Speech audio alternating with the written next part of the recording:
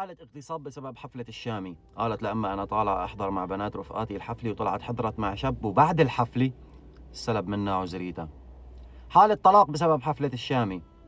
تحدت زوجها وقالت له أنا بدي أطلع على الحفلة غصبا عنك، حتى طلقها، خسرت بيتها وزوجها وعيلتها وكسبت الحضور في حفلة الشامي. حالة طعن بسبب حفلة الشامي. بنت بالصدفة تصورت وانتشر لها فيديو على منصات التواصل الاجتماعي، أخوها شاف الفيديو وقام بطعنها.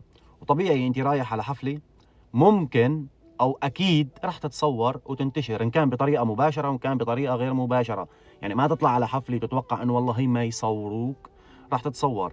الله يشفيها للبنت ويعافيها ويقومها بخير وسلامة إذا كانت عايشة، وإذا كانت ميتة الله يرحمها ويغفر لها.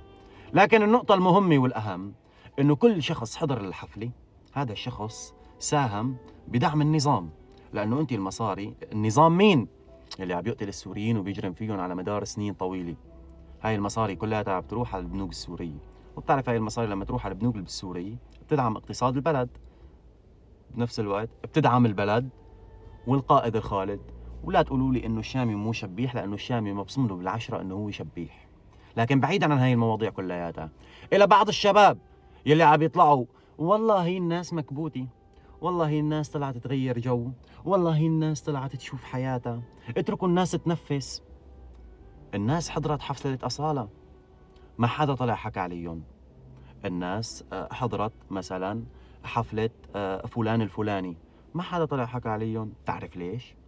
لأنه نحن حكينا لما حكينا على تلاسق الأعضاء البشرية اللي صار.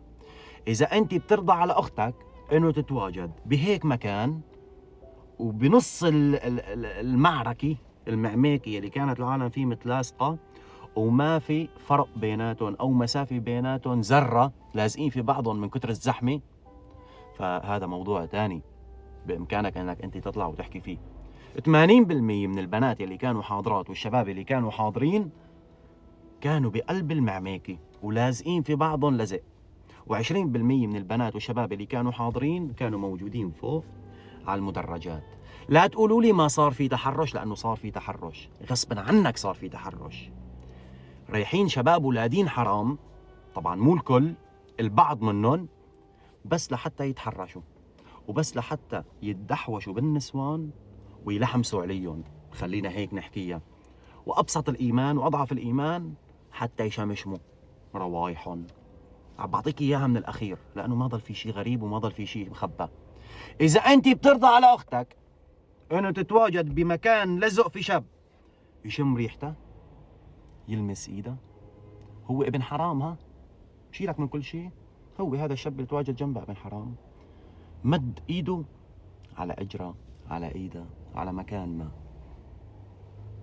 هذا بيكون بحث تاني، هذا بيكون في عندك مشكلة بأخلاقك. لكن نحن لما طلعنا وحكينا واجبنا انه نطلع ونحكي ونقول انه هذا الفعل وهذا الشيء اللي صار وهذا الاحتكاك اللي صار وهذا التجمع اللي صار ما بيليق فينا نحن كسوريين وما بيشرفنا كمسلمين.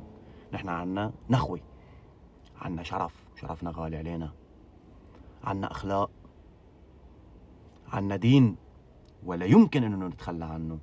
ولا تعمل لي بالرز بصل ابدا ابدا، لانه يا عزيزي المبادئ مستحيل انها تتجزأ. لا تقعد تجزئ لي الاخلاق وتجزئ لي الدين وتجزئ لي الشرف.